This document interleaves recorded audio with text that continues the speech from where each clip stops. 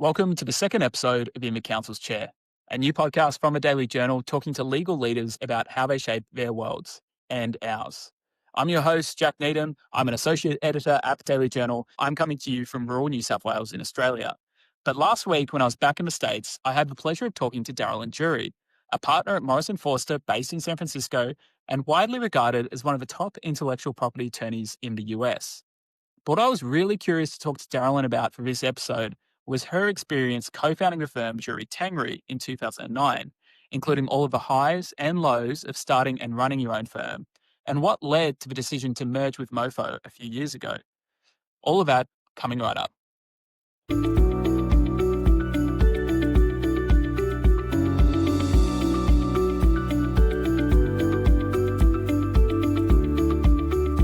Daralyn Durie, thank you so much for joining the Daily Journal's new podcast, In the Counsel's Chair. We really appreciate you making the time to have a chat. I wanted to start really briefly, elevator pitch. What do you currently do? Who are you working with and what are you working on? I am a partner at Morrison Foerster. I am a trial lawyer, and much of my work is in intellectual property, but by no means all of it. I just finished working on a big antitrust case. I do class action defense. I just like trying cases. And so whatever is heading for trial is of interest to me. Amazing. The reason I got you on this episode, and we'll probably have to get you back at some point to talk about all of your current work, but in 2009, you and a few others decided to branch out and start your own firm.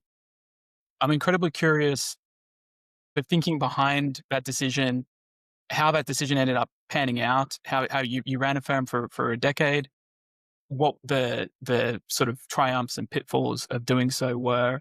So take us back to 2009. Where were you and what were you thinking when you made this decision to branch out? Yeah, so I was at a boutique firm that I loved and had been there for about 15 years, had a ton of friends there, had had an amazing set of experiences. When I was in law school, some of my law school friends and I had talked back in law school about starting a firm. And of course, at that point, it was just sort of an abstract idea, but it had always stuck with me as something that would be fun. And I had gotten to a point where I felt like if we were going to do it, we had to do it then, because we had the confidence that we had clients and that we would be able to make a go of it, probably. But I felt like if I stayed longer, I was just going to get too comfortable and it was going to be too hard to make that jump. And everyone felt like it would be really fun and just a new adventure. And so it really wasn't more complicated than that. 2009 was an interesting time. It was in the financial crisis. A lot of people thought that was an odd time to start a new business. But from our point of view, a lot of clients were really looking for ways to minimize cost. And we were in a position where if we started a firm, we could drop our rates. We felt like we could be materially cheaper, and that was going to be a boost. So the timing made sense. Plus, it was an easy time to sign a lease on space. So it actually made a lot of sense for us. And it wound up being amazing. Okay, and you say us, it was a group of people. Can you just talk us through who you joined forces with to start this here? Right. So it was a group of people. We had all practiced together at Kecker. And it was a group of us who were friends from law school. And then there was sort of a younger generation of partners who were just sort of right at that point of making partner, who were fantastic. And they were actually a big motivator for why to do it, because I felt like we had this really extraordinary talent. And I had been so lucky to get incredible experiences when I was coming up, but it was just getting harder and harder for people to have those opportunities. And so that was part of what we were really hoping, is that we would be able to have an environment that would really be conducive to that next generation being able to fully develop as independent lawyers. Yeah, and you mentioned it was no sort of issue with your existing firm, but do you think that is something a lot of attorneys face? Is there is like a kind of a ceiling to independent development in existing firms?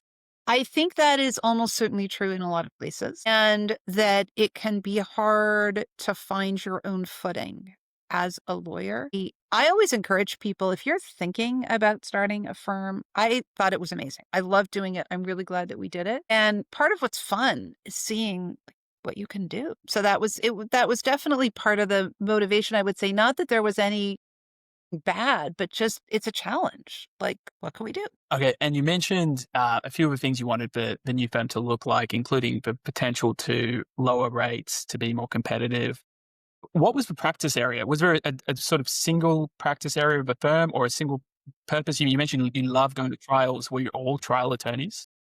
So when we started the firm, I think people really thought of us as an IP boutique. I had done a lot of patent litigation. Mark Lemley was one of our partners and was very well known in that space. And so I think people really thought of us as a IP centric firm, even though we had actually a much broader portfolio of cases.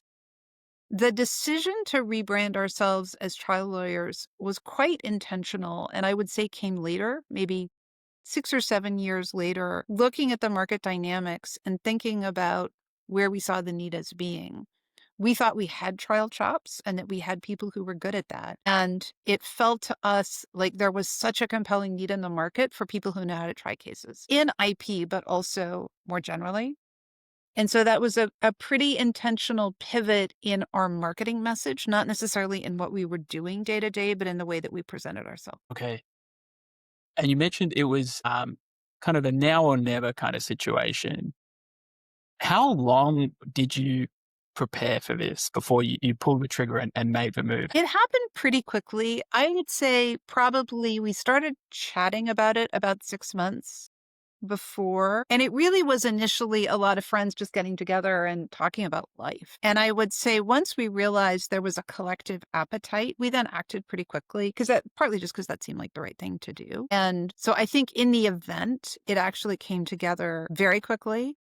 And we were incredibly fortunate that one of the people who signed on to join us was the one associate who wound up approaching us right away and joining us was very tech savvy and so was able to set up the firm infrastructure from a technology standpoint essentially overnight. So we were super, super lucky in that regard. Yeah, and the tech thing is huge. What were the other big initial challenges? Talking about like the first like 6 weeks, like stuff you had to face straight away.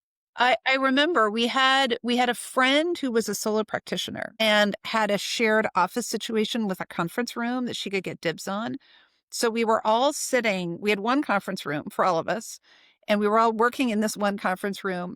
And then if any of us needed to take calls, we had to go out and then find reception because it turned out reception in the building was terrible. So we were all like sort of trying to find places, spots where we had cell reception where we could take calls. And we didn't have any employees. It was just us. So just figuring out all of the logistics of making sure that we knew how to file things and, do all that kind of stuff. I remember vividly the first bills that we sent out and then the first check that we got, which was really exciting. But there's so much basic stuff. The person who was the sole practitioner who wound up ultimately coming to work with us and being our managing partner for a while had gone through a lot of this already when she had set up her own practice. And I remember chatting with her when we were still thinking about what to do. And she had a checklist. She's like, "Do you have your city business license?" And I was like, "I need a city business license?" I was like, "Oh my God, we need to hire you." So there is a lot of just that layer of things that it's incredibly helpful to have somebody who's done it before. Yeah, and what was her name? Johanna Calabria. Okay. And you mentioned with joy of getting the first check, which is actually something whenever I talk to someone who's branched out on their own is a huge thing because they often say they've had to operate with no salary for a long period of time. How big was that gap for you guys? How long between opening shop and being able to actually sort of take home some pay? Well, yeah, and those are slightly different questions. I mean, I remember the founding partners who were kind of the senior level partners all just put in a certain amount of money into a kitty when we were getting the place started. But we didn't have a ton of infrastructure costs. We needed to buy computers. But because we were just like operating out of one conference room, we didn't have to sign a lease right up front or anything like that. So the startup costs were not huge. I think it was probably 3 months before we actually got checks. And then it was probably within the first year that we paid ourselves back that initial investment. But we were all pretty lucky in that we had reached a point of financial stability where we knew we were not going to get paid right away, and that was okay. It was tougher for the sort of young partners, and we really made a point of prioritizing trying to make sure that we were going to get them at least some money pretty quickly. We also had super supportive clients. And so, we went to them and we were like, please pay the bills really, really fast. And by and large, they did. So that's great. That's my next question. Clients, client development and bringing people along. How did you approach that? So when we left, there was and I felt really fortunate about this. There wasn't any squabbling about that. Most of my cases, I was the lead lawyer on the case. So there wasn't really a question about what was going to happen. And we just sat down and worked it out. And in the rare cases where there was an overlap and everybody agreed as to what made sense. And our clients were super supportive, in part because we represented a lot of startups. And we were basically a startup. And so they completely got the impulse and why that's something that you would want to do. And, the weird appeal of late night cold pizza. And so everyone was incredibly supportive. I do think it's very different when people are trying to leave, let's say, a bigger firm environment where client relationships are a lot more embedded. I think that makes it a lot harder. But I was coming out of an environment where it's not like there were firm clients in a strong sense. There were cases. And it wasn't hard to figure out who was working on a given case. And obviously, it's ultimately up to the client, but there was no disagreement about what made sense. Okay. And in terms of cases, it's a while ago, but do you remember what the first sort of big case you had to take to trial with the new firm was? And would you mind sharing a few details about how? Yeah, that's actually an interesting story. So I thought you were just going to ask about what the big cases were. And I remember a couple of the big cases that we had at the time that came with us. And, it really meant that everyone at the firm was working on these cases. We had a big patent and trade secret case for Guidewire software, ironically against Accenture, who was then represented by Mofo, who was our opposing counsel in that case. But everybody at the firm was working on it because Mofo had like 15 lawyers working on it and we had 6 lawyers total. So there was a little bit of a, sort of all hands on deck, which was actually fun because it meant that everybody knew what everybody was working on. The trial piece is now interesting in retrospect because we did not have any cases that went to trial where we had a lead role for years. In fact, maybe the first one was a trial for Palo Alto Networks where we were actually co-counsel with Mofo. But the first big trial that we had was a case for the California State University system. It was a class action. It was in San Francisco Superior Court. They had been sued about student fee increases, actually in the financial crisis in 2009. And we got hired in that case right after we started the firm. In fact, I remember all of these gymnastics because the general counsel of the California State University system was coming down to meet us. They'd gotten sued and there was a request for a TRO, so somebody had to show up in court like the next day. And the GC was coming down and we didn't have offices. I mean, we had this one skanky conference room with no windows. So we had to figure out, how do we meet this person and not have it seem weird that she doesn't see our offices? Because if she sees our offices, she's never going to hire us. So we figured that out. We met at the court. We had some excuse why that was like going to be more convenient for her. And anyway, so we did the TRO, we got hired. And then that case went to trial in, I think, 2014, I think. And it was a big month-long class action trial in San Francisco Superior. And we got a fair amount of press coverage for that and we won. And I think that was, I would say, the first major trial that we had for the new firm. Okay. And the Accenture case you mentioned first, what was that about briefly? So that was a patent and trade secret case that Accenture had brought against Guidewire. Guidewire was then a startup. They're now a public company, but they were then a small startup. And it was really existential. Accenture was a big competitor and it really was existential for our client. So we had started working on that case at Kecker. It came with us. As I said, it was trade secrets and patents. It was all hands on deck. We were right on the verge of going to trial. And I remember, because this is one of these moments that you just remember, I was in New York for another case. And I remember the hotel room that I was in, and we won the patent case on summary judgment. But we had argued it like months before. So it's that situation where just the order kind of pops up out of the blue. And it's like, wait a minute, like we won? So we won the patent case and then we wound up resolving the rest of it. But that litigation had gone on for 4 or 5 years. The company went public while the case was pending. It was a great case. I loved that client. And then in terms of, you mentioned like all hands on deck, a small team versus sort of the big players. In terms of growth, like how was over a period of a firm, the firm being in existence, was it a linear kind of thing? Was it jumps and starts? And is there any reason why that was the case? Not linear. And I would say growth is really hard to manage. And we were super picky around hiring. And there was definitely a little bit more fits and starts around opportunity. We opened an office in LA. So that resulted in a significant expansion. But as much as anything, I think it was just sort of like who was available and wanted to do it and who did we vibe with and felt like these people kind of get what we're trying to do. And so it was not, but it was not linear. But we started off with 6. We wound up with, I think, 37 lawyers sort of by the end. So, that was a pretty significant shift going from a very small firm to what felt like still a small firm, but, materially bigger. And, attrition is also not linear. People left. So we would kind of get a bit bigger and then get a bit smaller and then get a bit bigger and get a bit smaller. So the net trajectory was always growth, but definitely not linear. And what was the goal? Like, was it all, I think oftentimes it's just growth for growth's sake. Was there a kind of a perfect number you had in mind? Yeah, no, definitely not growth for growth's sake. It was actually like anti-growth for anti-growth's sake. We wanted to be small. However, and I would say that one of the hardest things to manage internally was tensions around growth, because that was one place where it turned out that we had different points of view within the firm. Nobody wanted to grow for the sake of being bigger. I think there was a sense that in order to do the kinds of cases that we wanted to do, we had to be, because we were co-counsel in so many cases. We were co-counsel with other firms. And even when we had the lead role, there were good things about that, but there were awkward things about that as well. And clients were just worried that we didn't have the resources, even frankly, when we were 30 lawyers, to handle really big cases.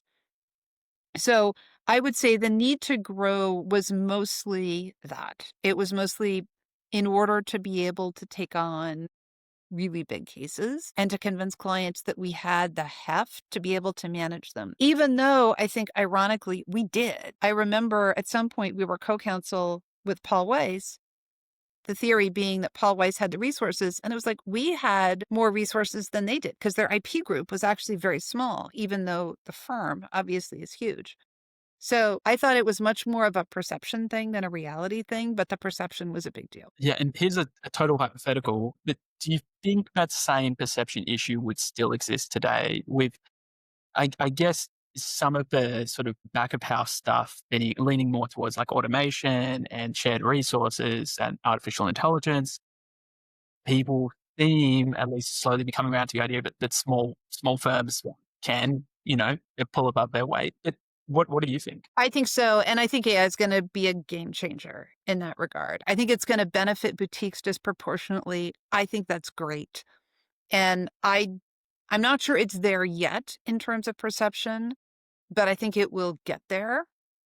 And, I really think that because part of what people were worried about really was just the bulk at the bottom of the pyramid. And you're not going to need that anymore.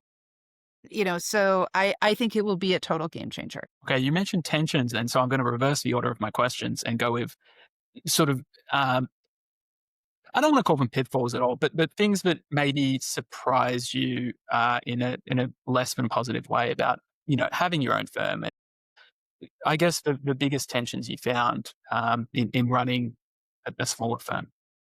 So I will say HR is just hard at every level, however you think about that. But sort of the dynamics of management and keeping everyone on the same page moving forward is just hard.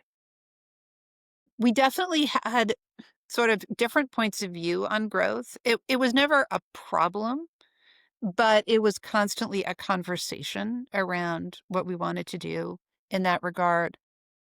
But I think at the end of the day, the thing that was the hardest is we had this incredible group of talented younger lawyers who were really, really good. And I think the firm did a fantastic job at giving them a platform. I don't usually like the word platform, but a really good job at promoting them, putting them in front of clients, giving them opportunities, and giving them a chance to really shine in their own light, which they completely deserved. But then part of what happened is I think they realized there were real limitations for them being at a firm that small in terms of their ability to develop their own practices, which was fair. But it meant that we lost some people who were really, really good. And, part of it is I never wanted to be the farm team.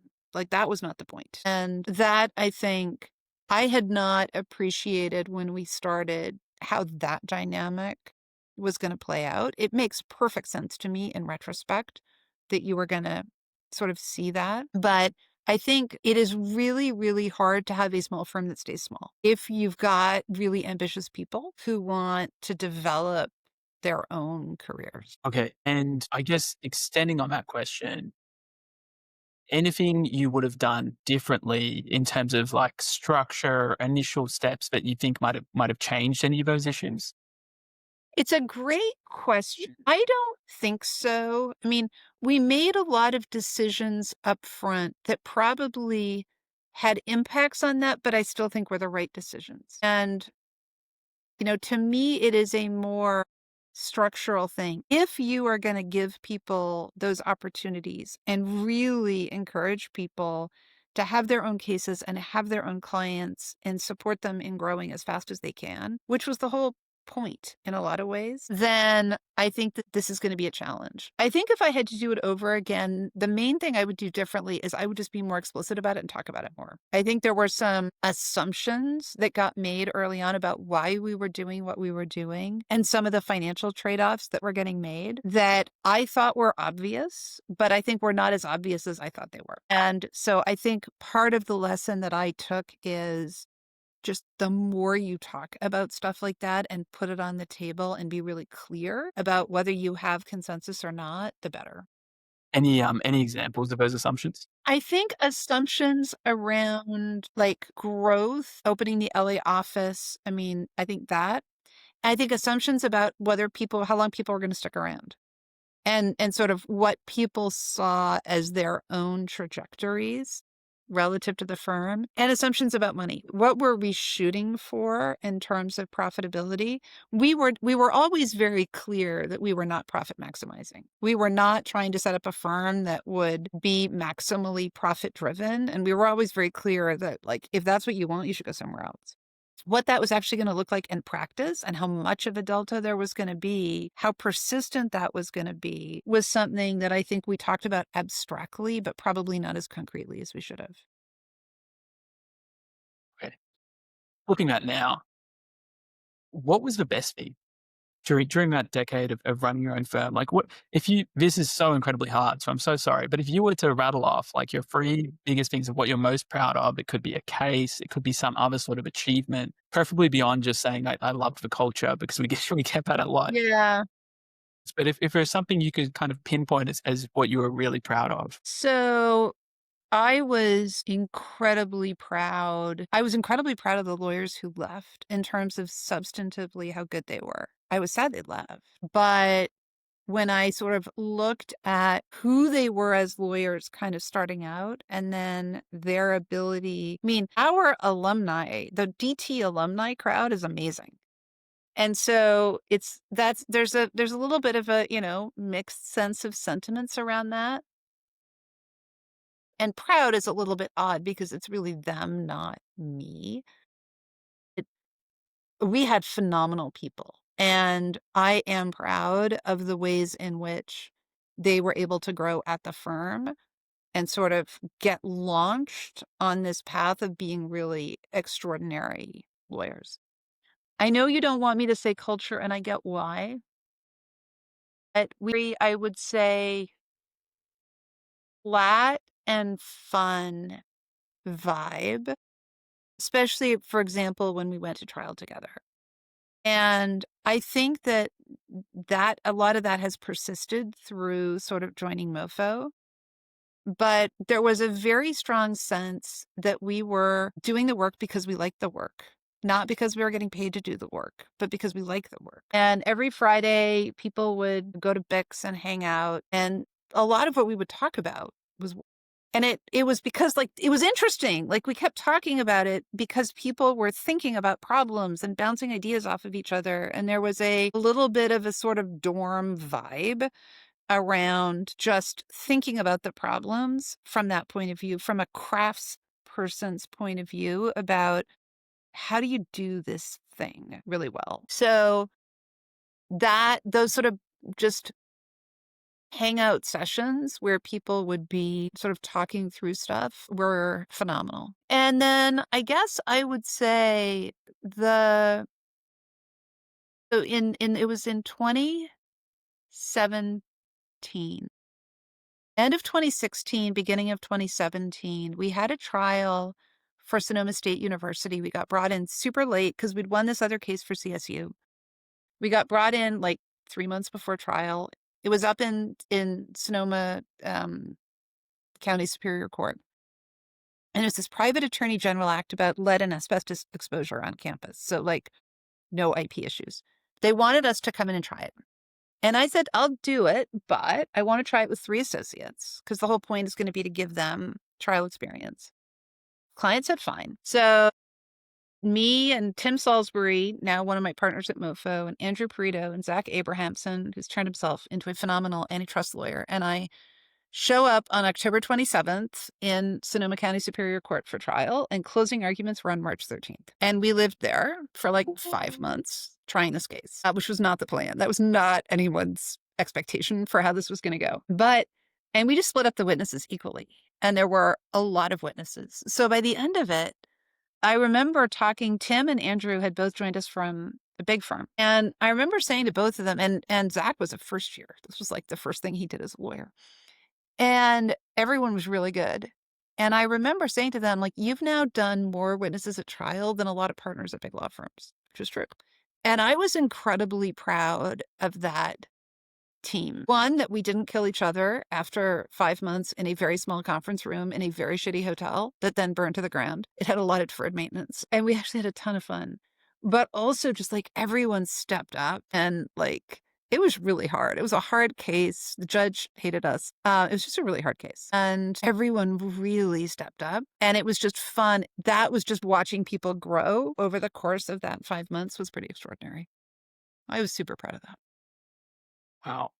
It sounds amazing. I do not want to have been in that hotel room, but it does. Yeah, actually, the icing on the cake was that the shower in my room almost never worked. Like, I never got hot water. And it was these 3 guys. And I was like, okay, guys, so here's the thing. I'm not going to court without taking a shower. So you guys have to draw straws and tell me whose door I'm going to knock on at 6:30 in the morning when I need a shower and I don't have hot water. You'll be shocked to learn the first-year associates somehow drew the short straw. And I was like, there will be no judgment. I will not look at anything, but I need your shower. And that happened a lot. You mentioned the sort of cultural similarities at MoFo, and I want to fast forward to that point. Was it 2022? That's what I have in my notes. Reached MoFo beginning of 2023. So how did that happen? Like, was that an approach from them? Was that an internal kind of decision, like we're ready to do something like this, and why? It was the latter. I mean, we had been approached by firms from literally when we started. And it was like, but we just started. Why would we do that? So, and I was sort of of the view that I would always talk to people and just get a sense of like what's going on. So I had talked to a lot of firms over the years, but it was much more that we had gotten to a place where it was clear that in order to be able to now keep the younger talent that were sort of at that same point, really starting to develop their own clients and business, we were going to need to grow a lot because it just wasn't working to stay small because there was way too many fights over resources. And that was really the main thing that we fought about internally was resources because we just didn't have enough people to be able to really handle everyone's caseload. And it's not fair to anyone to sort of expect people to turn away work, especially not the sort of folks who were that like junior partner tier.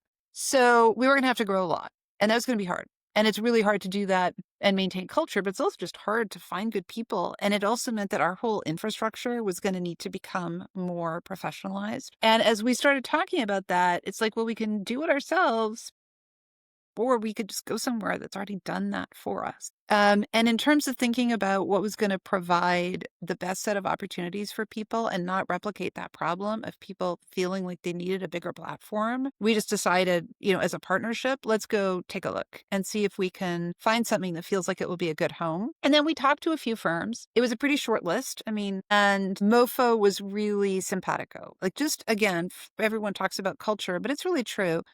That firm has such deep roots as trial lawyers. I have always idolized Jim Brosnahan. I tried cases with them. I tried cases against them. I had a good sense of who they were as lawyers.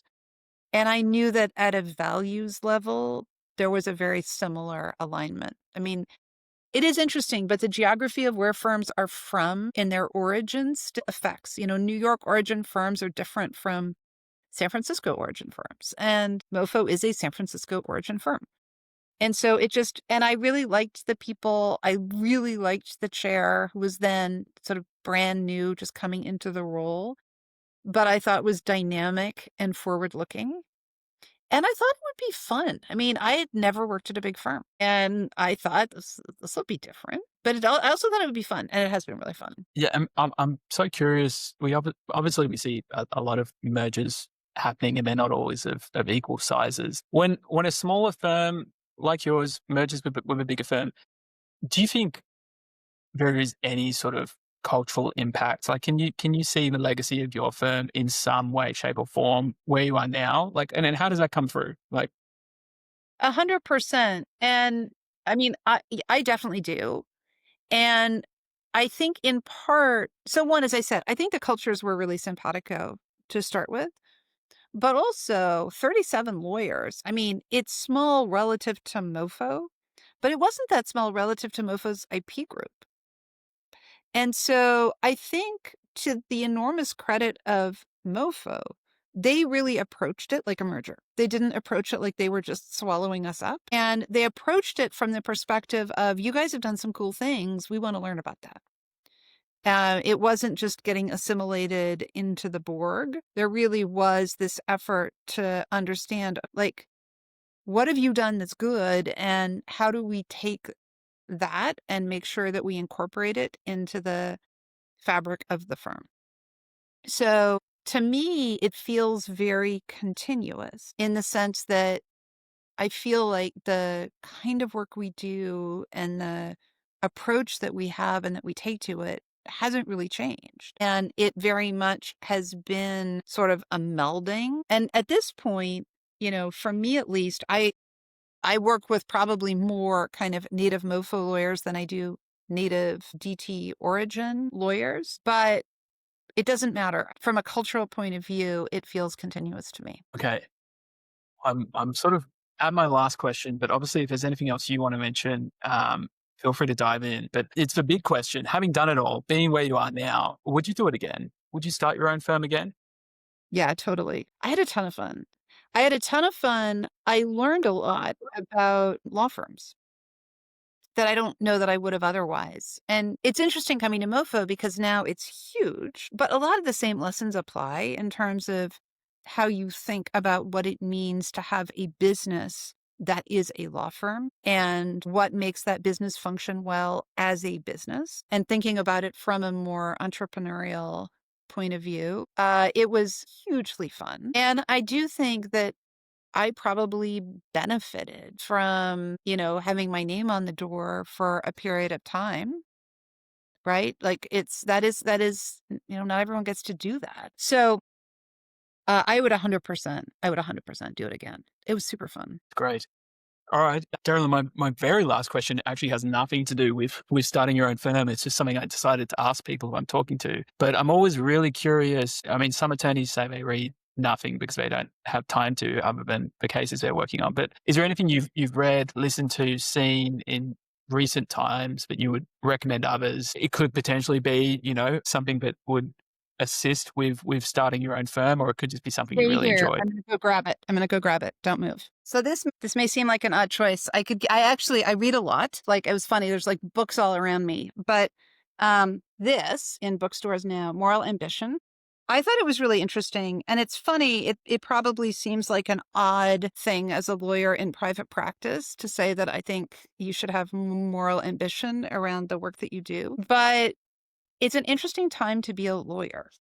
And I think I wound up in law, as I think most people do, kind of by accident. I was a grad student in comparative literature. I was going to law school as an adjunct to my academic interests. I was in a PhD program. I found that I liked law school a lot better than grad school because it was in the real world. And I found grad school just too ivory tower. I just didn't think anyone was going to care about what I thought about anything I was doing. And so I liked the practical aspects of law.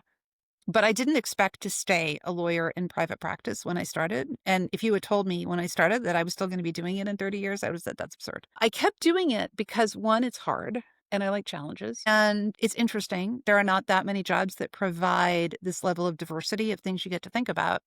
But also because I at least managed to convince myself that the legal system matters a lot and that having a system that is the rule of law and where that is not corrupt, which, is not a given in a lot of parts of the world, and where people go in and they feel satisfied. And part of that satisfaction comes from judges doing the judge thing. But also part of it, I think, comes from feeling like you have been well represented. And I derived a lot of satisfaction from having clients feel at the conclusion of an engagement like I did something for them that mattered. At a human level, not just got a nice result, got a lot of money, whatever, but they felt satisfied, even, in some ways, almost regardless of outcome, right? That the system worked and that somebody was fighting for them. And I find that super satisfying. And I think this is a moment in time when, there's a lot of pressure on the justice system now. And, the Shakespeare line, first we'll kill all the lawyers, right? There's a reason for that. It is because lawyers serve a really important function. So I thought this book was great. And I think, it is, being a lawyer is an important, like your bar card is actually a big deal. And I would encourage people to read it. Great recommendation, and I'll be sure to read it. Daralyn Durie, thank you so much for sharing your time. We really appreciate it. It's been a great conversation. Thank you. Thank you. And that's a wrap on this week's episode of In the Counsel's Chair featuring Daralyn Durie. If you haven't done so already, subscribe to the show on Apple Podcasts, Spotify, or wherever you get your podcasts. If you have feedback on the show or you'd like to suggest someone as a guest, please do get in touch. Details on how you can do so are in the show notes. I'll be back in the States in a few days and we'll be out with a fresh episode of In the Counsel's Chair next Monday. Stay tuned.